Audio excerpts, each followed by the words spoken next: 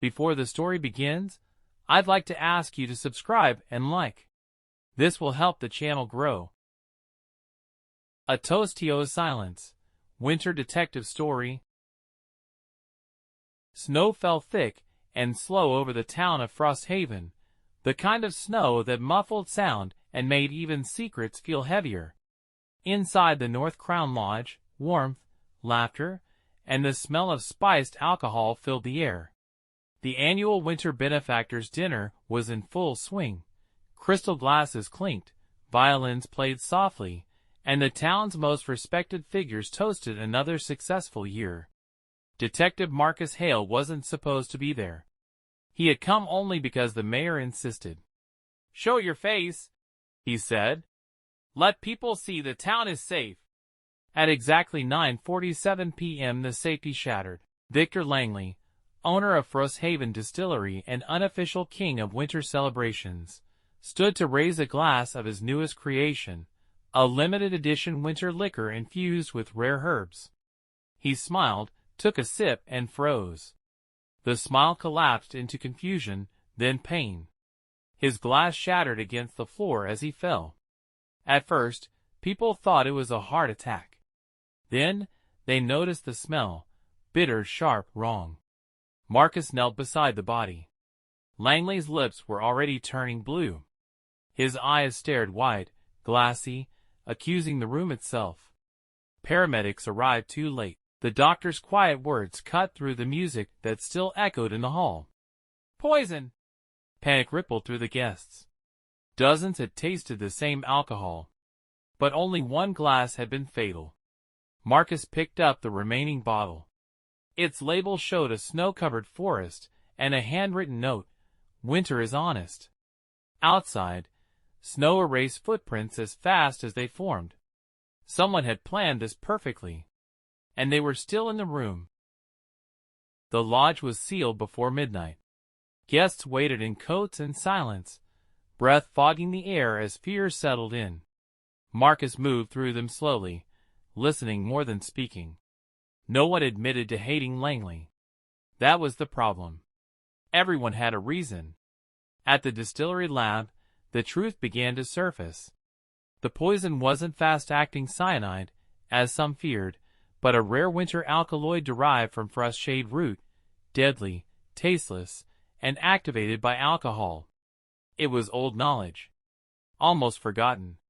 Someone had studied. The bottle itself had been tampered with. Only one glass contained poison, delivered through microscopic residue inside the rim. Precision. Patience. Marcus reviewed security footage. Cameras had gone dark for exactly 4 minutes earlier that evening, during a scheduled fireworks test outside.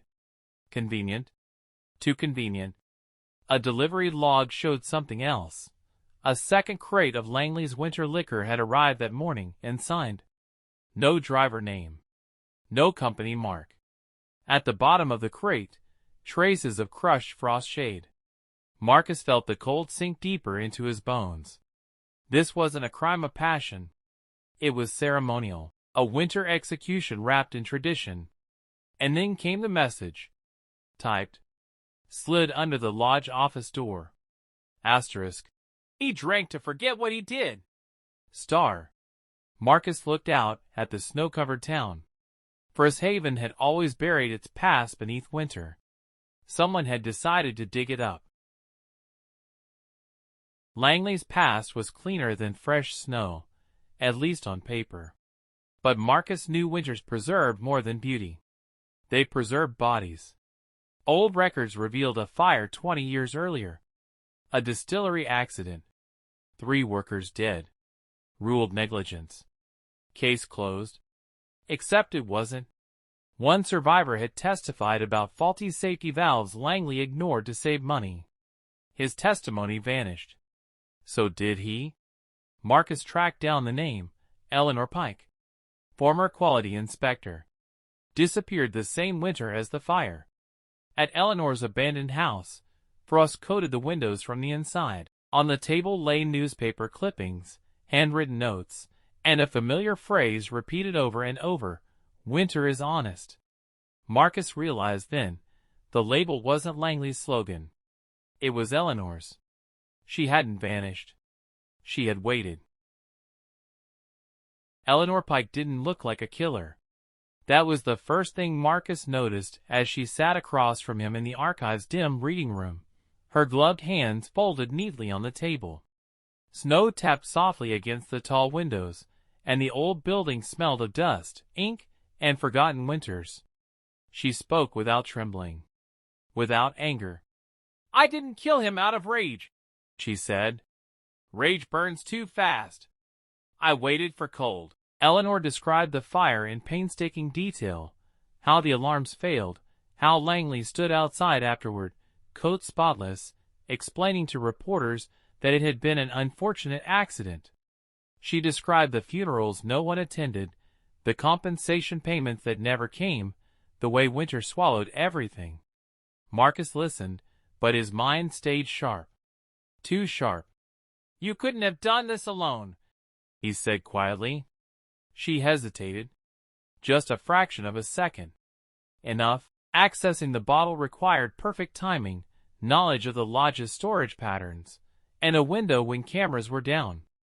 Eleanor had the poison and the motive, but not the reach. Marcus pressed harder. Asked about the crate, the fireworks, the camera loop.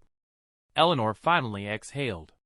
"There are some ghosts," she said, "that need more than one witness." That was when Marcus knew the truth was wider than one woman and one glass. This wasn't revenge. It was coordination. And the winter had more hands than he first believed. Marcus replayed the night in his head as snow buried the roads outside the lodge. The fireworks delay.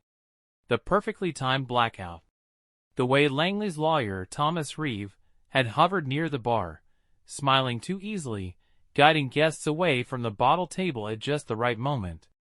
Reeve had lost his wife and son in the distillery fire. Officially, he never blamed Langley. Privately, he'd rewritten the contracts that buried the case. Marcus confronted him in the empty ballroom, where shattered glass had already been cleaned away, leaving only faint marks on the marble floor. Reeve didn't deny it either. "I didn't poison him," he said. "I made sure no one stopped her." He admitted to staging the fireworks test, to disabling the cameras using old legal access codes Langley had never bothered to update. He called it balance. "One glass for him," Reeves said. "One lifetime for the rest of us."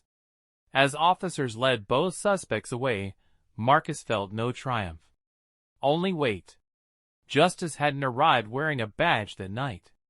It had arrived quietly, disguised as winter patience. Outside, the snow erased their footprints almost instantly, just like Langley had once hoped it would erase his past. New Year's Eve came without music. Frosthaven didn't cancel its celebrations officially, they simply faded. No banners. No fireworks. The distillery lights stayed dark, its gates locked beneath heavy snowdrifts. Marcus spent the night alone in his apartment, the city muted below him. He poured a glass of untouched alcohol, held it up, and studied the clear liquid catching the glow of the streetlight. He didn't drink. Instead, he thought about Eleanor. About Reeve. About how winter didn't choose sides. It simply preserved what people tried to bury. The case file closed neatly. Motive established. Method confirmed. Justice, by legal definition, served. But Marcus knew better.